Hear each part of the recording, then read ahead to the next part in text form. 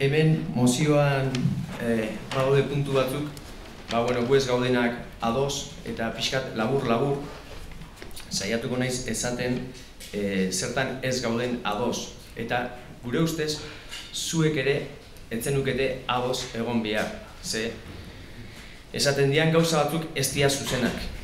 Adibidez, ante el debate que se está suscitando sobre los diferentes sistemas de recogida de residuos urbanos, debatea ez da bakarrikan bilketaren inguruan, batez ere debatea tratamentuan dago. Jendeak ez duna nahi da errauskailua. Jendeak ez du nahi tasak 200 edo 300 eurotara iotzia hemendik urte gutxira. Jendeak ez du nahi bere osasunan arriskuan jarri dezaken hondakinen tratamentu sistema bat. Errauskailua ez du inork nahi bere herrian. Guk ez du nahi errauskailua zubietan. Errauskailua da, batez ere debate soziala sortzen nahi dana, ez bilketa ereduak. Bilketa ereduak sortu dira hain zuzen danodak egun bezala errauskailuaren debatea iriki ondoren. Orduan, hau zuzendu beharko litzateke eta esan, debatea sortu dela hain zuzen, ez bakarrik bilketaren inguruan baizik eta hondakinak kudeatzeko moduik onena zein da, bai bilketan eta baita ere tratamentuan.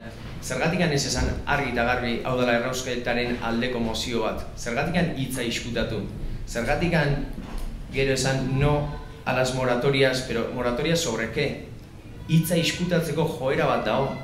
Zubietan zulo bat egiten da errauskailua iskutatzeko, tximenea ez zaio jartzen jendeak ikusi ez dezan, eta orain erraustegiaren aldeko mozio batean hitza iskutatzen da.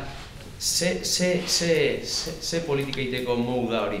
Zergatikan ez herritarrei benetan zein dian zuen planak eta zergatikan ez hitzein mundu guztiak ulertzen duen moduan. Erraustegiaren aldeko mozio bat nahi balin badezu egin, esan erraustegiaren aldeko mozio bat dala argi eta garbi, herritarrek jakin dezaten zein dan postura zuena. Mozgarren edukientziei buruz esaten duzue emaitza onak dauzkala. 13 tonelada balin badia, 220 familia eta ez dia gehiago.